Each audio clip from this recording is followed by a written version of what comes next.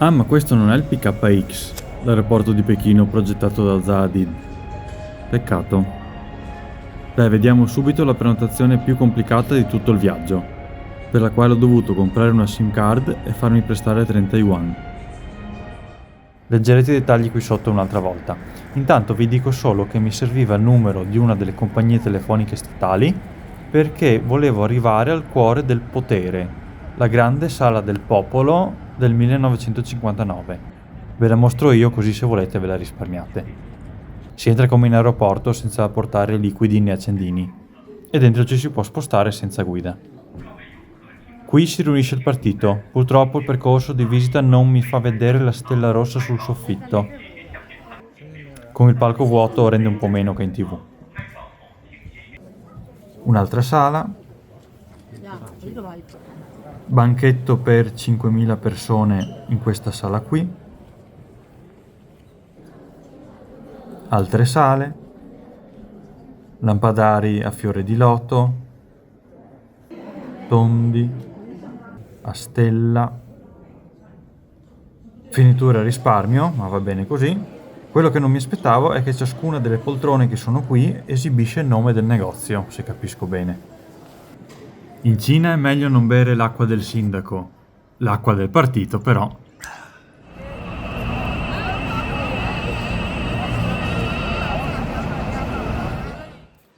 La prossima volta vedremo un viaggio ovest-est, entrando via terra dal Kirghizistan.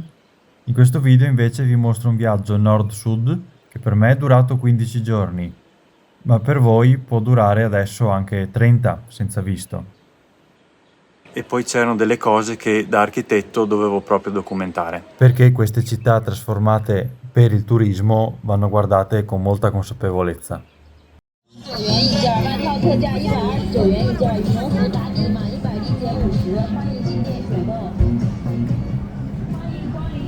Mi sembra abbastanza vivace e colorata la capitale della Mongolia interna. Avevo dei pregiudizi su questa frutta che vendono per strada, ma invece è molto buona. La città di Hohhot è sempre stata a maggioranza cinese Han, mentre l'etnia mongola prevale nelle praterie molto più a nord, a ore di distanza. Ci sarebbero anche delle praterie qua vicino, a dire il vero, ma non voglio fare qui la mia esperienza in una tenda mongola. Qui invece c'è solo desolazione. Quest'area, nuova, è stata pensata per un grande afflusso di turisti, ma in questo momento non ce ne sono. Qui c'è qualcosa. È una lamasseria. C'è un monastero del buddismo tibetano, è stato fondato nel 1585 ed è caratterizzato da questa stupa della seconda metà del Settecento. Questo tempio o monastero si chiama Silitu. In città ce n'è un altro del buddismo tibetano che si chiama Dazhao, fatto 10 anni prima, e storicamente rilevante perché da quello i mongoli si sono dati al lamaismo. Quello ancora più grande è ingrandito recentemente, soprattutto perché succede che le sorti di un tempio dipendono dai donatori e l'altro tempio è stato più fortunato. Poi in città ce n'è un altro ancora, nuovo di zecca, di buddismo cinese Han. Qui è ora di chiudere e allora me ne vado senza dimenticare i principi del socialismo. Mi dispiace per la sfiducia nei confronti di questo vecchio leone di pietra, a cui nel 2010 hanno anteposto un leone di bronzo, che è una copia in piccolo di quello della città proibita di Pechino. Ecco una mappa turistica che c'era per strada. Qui stranamente non hanno disegnato la stupa che abbiamo visto. Segno in giallo le parti sopravvissute alla rivoluzione culturale e in verde le parti ricostruite negli anni 2000. Lo stesso anche per il tempio Dazhao, dove oltre all'ingrandimento c'è stata anche l'aggiunta di 8 stupa nella piazza. Questo è il tempio cinese Han, che è sostanzialmente nuovo, con la sua stupa enorme.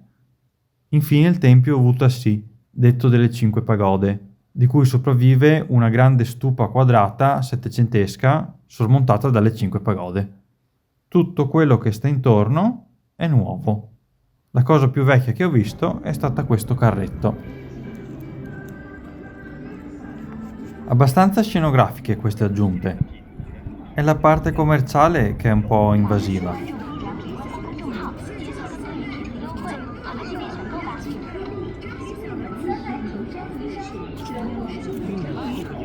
Questa è la città non turistica.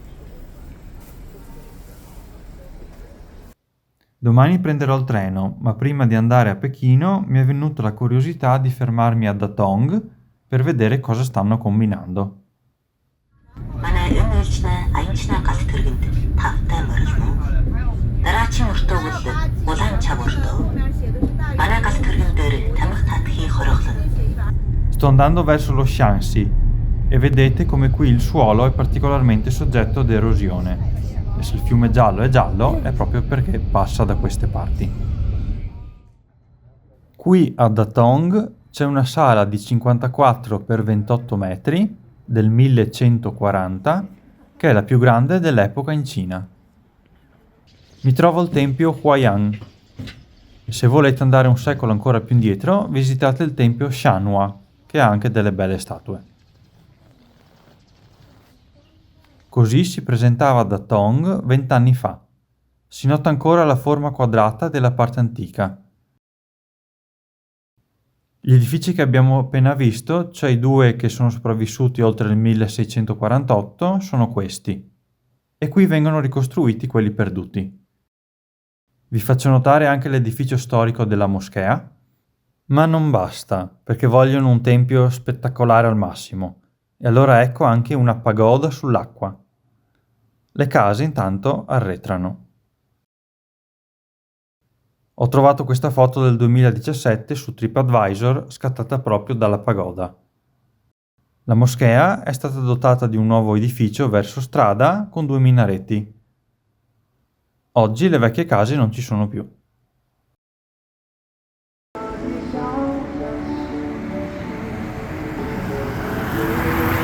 Ogni tanto ne sbuca una, ma al destino segnato, tra poco non ci sarà più. Ed io ho il sospetto che non sappiano neanche cosa fare di tutte queste aree che hanno liberato. Uno dei vanti della città di Datong è questo muro con 9 draghi, il più grande e il più antico della Cina. È del 1392 e stava davanti al palazzo del figlio dell'imperatore, il primo imperatore Ming. Però nel 1644 la dinastia Ming venne deposta e il palazzo eliminato. E visto che sono passati 4 secoli non vorranno ricostruirlo, vero? Preparatevi che arriva.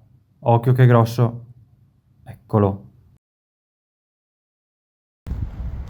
Improvvisamente una cosa vecchia.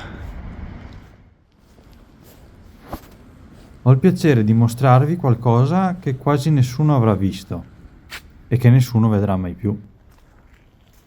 Io non saprei dire quanto siano importanti queste specifiche case, ma per togliersi il dubbio, il cosiddetto sindaco demolitore ha deciso di eliminare il 100% delle case. Si vede l'intonaco fatto con la paglia.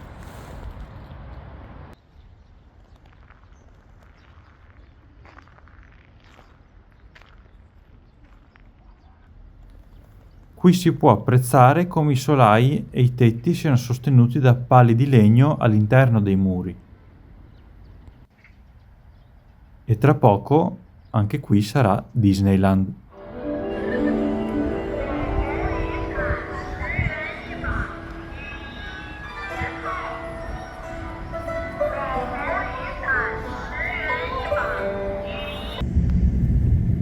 Queste sono le mura della città, con le torrette, perfino una pagoda sulle mura.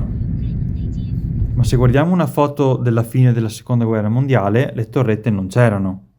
Un'altra tappa è stato il 1958, quando si è deciso di abbattere alcuni tratti e di dimezzare l'altezza del resto, ottenendo questo risultato.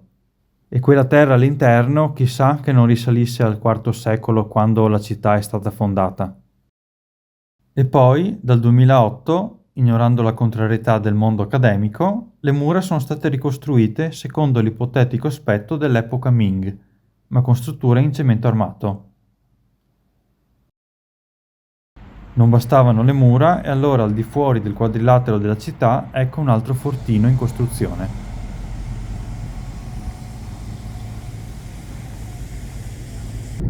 Ad est del centro c'è un nuovo asse con il Museo d'arte progettato da Foster e altre architetture contemporanee sotto lo sguardo severo del partito. Io direi che potete lasciar perdere tutto e andare invece alle grotte di Ungang appena fuori città. In più, prendendo il treno ed andando mezz'ora, un'ora a sud, si raggiunge un altro capolavoro che mi stava aspettando da 968 anni e 11 mesi. È la pagoda Sakyamuni del tempio Phogong.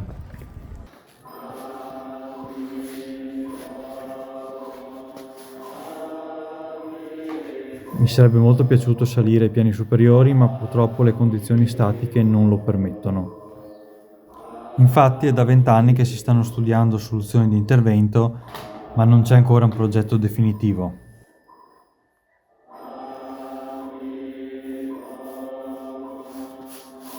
Lui è Sakyamuni, cioè Buddha, a cui è stata dedicata la pagoda. È niente meno che la più alta e la più antica pagoda in legno esistente. Eviterei di parlarvi della mia tappa a Pechino, però vi do ancora qualche informazione pratica. Escludendo la Sala del Popolo, qui sullo sfondo, ci sono dei casi in cui serve sì avere un numero di telefono cinese, ma non necessariamente delle compagnie imposte. Faccio un esempio. Ero ancora in Italia e volevo acquistare il biglietto di un concerto qui.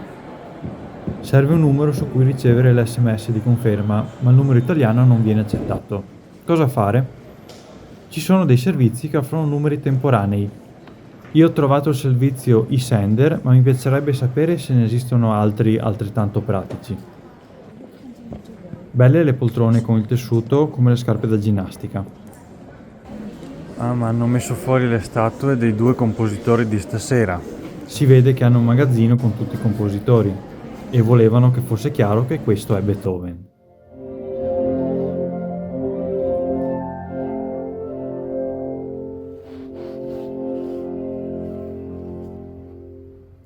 Fermi, nessuno batta le mani, dice il cartello, a scanso di equivoci.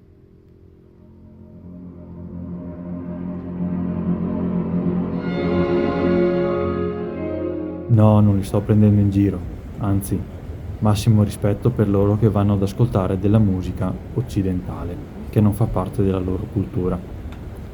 Tra l'altro, notevole che conoscano anche la provincia italiana. Al Museo del Palazzo, comunemente chiamato Città Proibita, non fatevi scoraggiare dal gran numero di persone, c'è spazio per tutti. La prenotazione online è obbligatoria, quindi vale quello che ho detto prima per i biglietti dei concerti. L'unico museo che mi sia capitato che la richiedesse. Avete mai cotto la carne nel brodo di giuggiole? Non è male. Solo perché l'hanno appena inaugurato vi mostro anche questo complesso. Ai cinesi piace mettere tutte queste luci, forse di giorno è un po' più sobrio. L'interno è un po' freddo e la sala da concerto non mi ha entusiasmato. Bello comunque vedere una gran presenza di giovani. Non hanno ancora fatto arrivare la metro fino a qui, perciò ho dovuto chiamare un autista con l'app Didi. Ce ne sono di più professionali e di meno. 30 secondi di intervallo.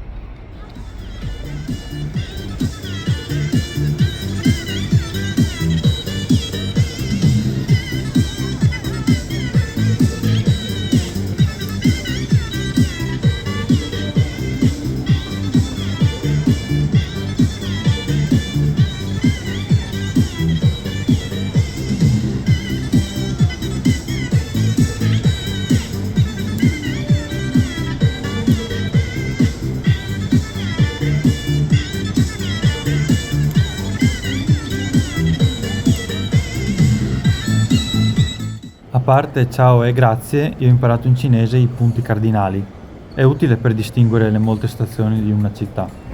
I treni si possono prenotare a partire da 14 giorni prima del viaggio, Se avete in mente di partire, lasciate a casa la dinamite e scaricate questa app e registrate al più presto il vostro passaporto, perché è un po' laborioso.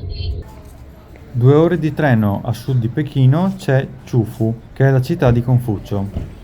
Questo è l'ingresso al cimitero di famiglia, dove dal V secolo a.C. fino al secolo scorso sono stati sepolti 100.000 e più discendenti. I cinesi lo chiamano la foresta di Confucio. Questo tumulo rappresenta simbolicamente la tomba del saggio.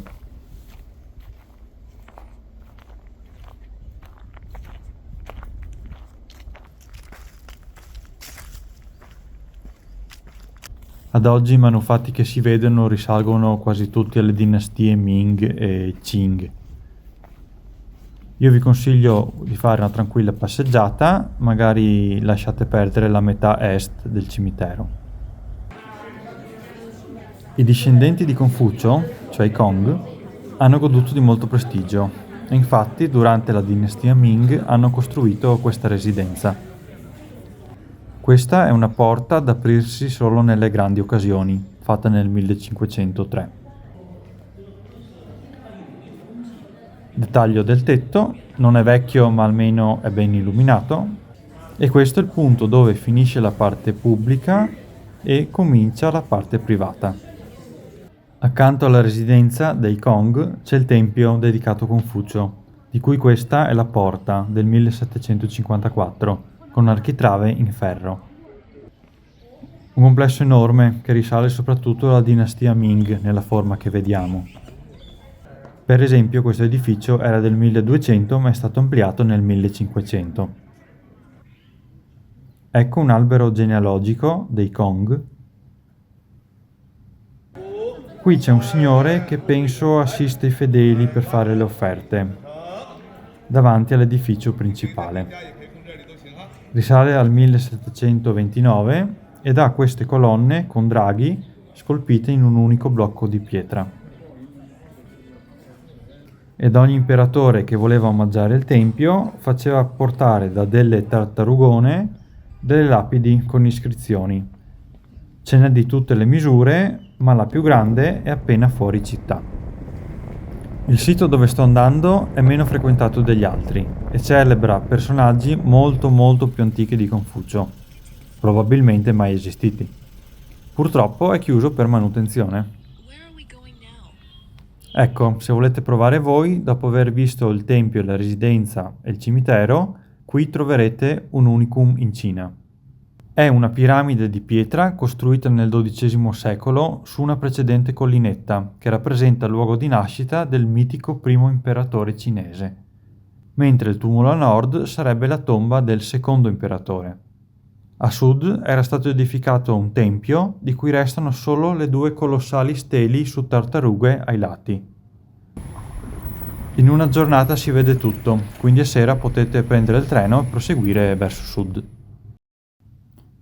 Vi lascerò scoprire Hangzhou da soli e vado alla prossima tappa. Nei dintorni di Hangzhou e di Shanghai ci sono molte cittadine costruite su reti di canali. Io ho scelto di visitare Shaoxing perché è raggiungibile in metro da Hangzhou. La città è famosa per il vino di riso e per Lu Xun, il padre della letteratura moderna cinese, che qui è nato. Più interessante della sua casa d'infanzia forse è la casa degli antenati, che potevano vivere più agiatamente. Quando sarete in Cina noterete che le cronologie sono tutte riferite alle dinastie e ai singoli imperatori.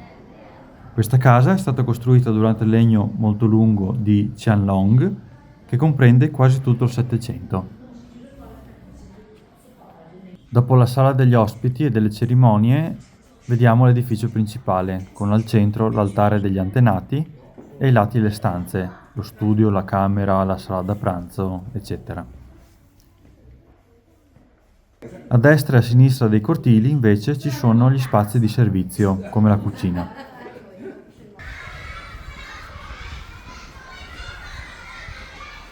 A Shaoxing il piatto tipico è il tofu fermentato, che vedrete vendere per strada. lo riconoscerete dall'odore terribile. Però mi dispiace non averlo provato perché ero un po' di corsa io.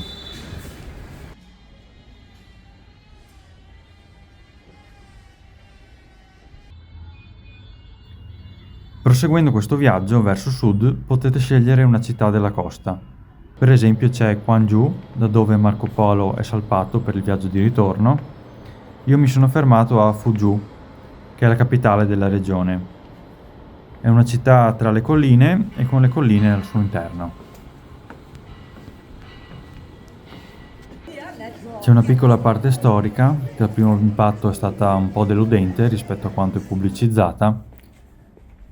Come sempre, per riuscire a trovare qualcosa di autentico, al viaggiatore volenteroso tocca muoversi tra cantieri e parti eccessivamente turistiche.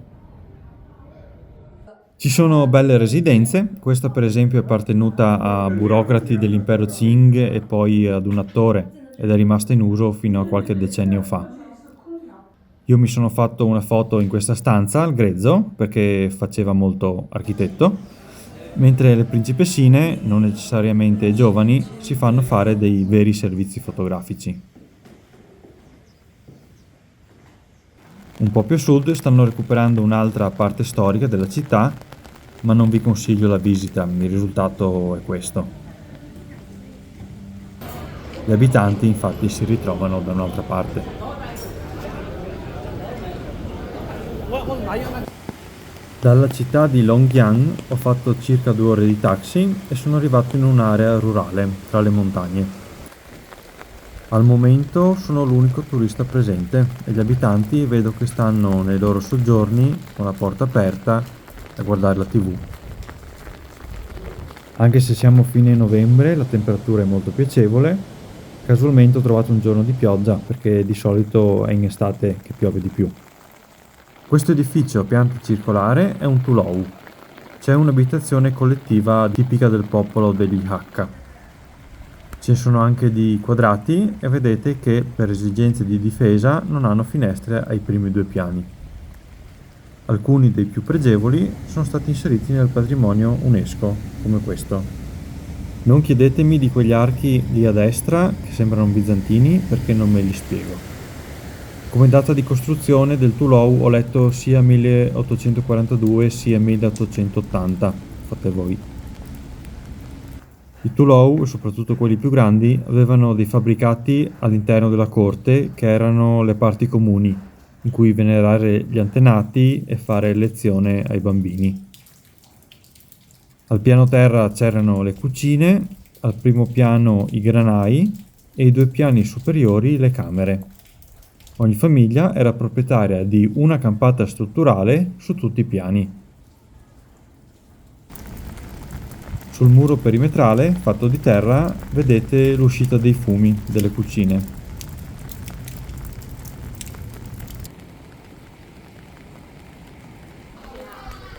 Qui ci sono dei ragazzini con la tuta mimetica che stanno facendo un campo scuola, penso. In paese infatti ho visto solo bambini e anziani. Le generazioni che lavorano non sono qui. Sono sicuro che su questo ponte vengono i vecchietti a sedersi. E il fatto che ci siano dei ventilatori mi fa pensare che d'estate deve fare molto caldo. In tutta questa parte interna della regione del Fujian ci sono vari villaggi con i tulou. Io ne ho scelto uno, diciamo, quasi a caso. Si chiama Nanjiang. In altre località cambia il paesaggio, invece che essere fluviale magari c'è la pianura o c'è più montagna.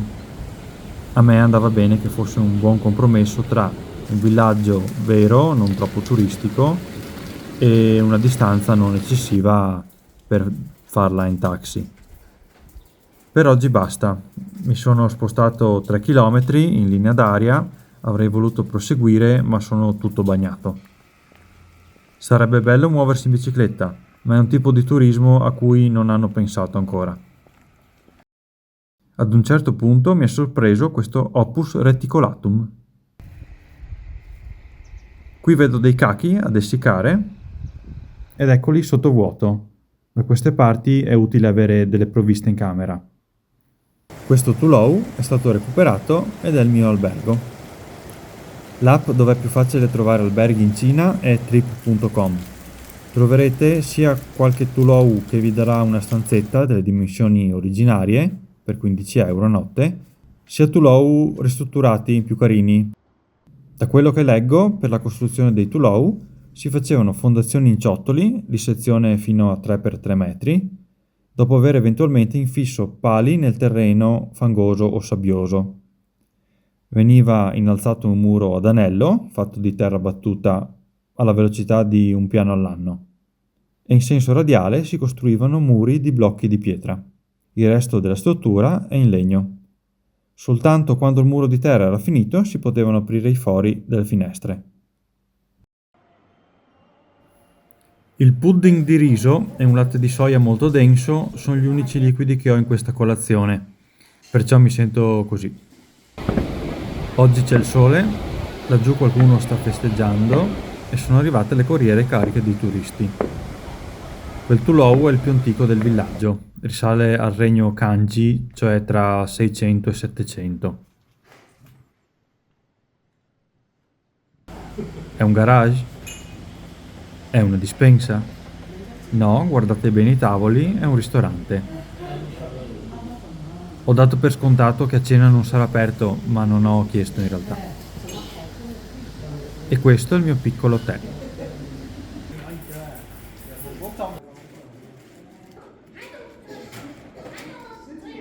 Quelli sono dei pomeli, sono tipici di qua. Un gruppo di turisti malesi me ne ha regalato uno, ma in 2 giorni non sono riuscito a finirlo. Qui un edificio semidistrutto ci fa vedere la struttura del tetto.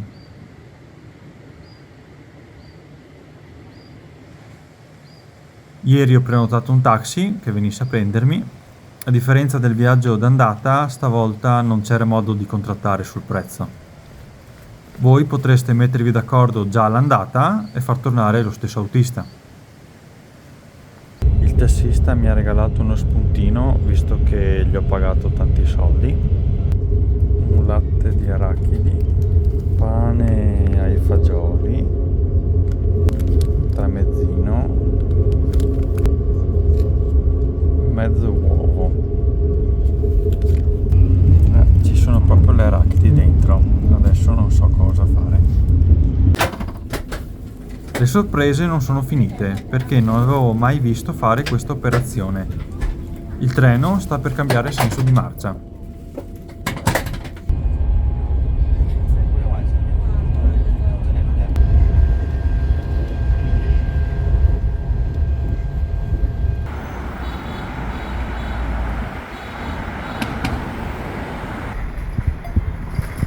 Diciamo la verità, io sono a Shenzhen solo perché dovevo prendere l'aereo. Comunque una giornata la si può passare. A Shenzhen ci sono sia i palazzi a 1 metro di distanza uno dall'altro, sia soprattutto nuovi grattacieli. È famosa questa via dove si susseguono vari centri commerciali dedicati all'elettronica. Vedete che si tratta di tanti piccoli negozietti. Al piano terra di solito hanno prodotti più attraenti come i droni, le cuffie, i massaggiatori. Su questo piano ci sono i ricambi. Volete cover per il telefono?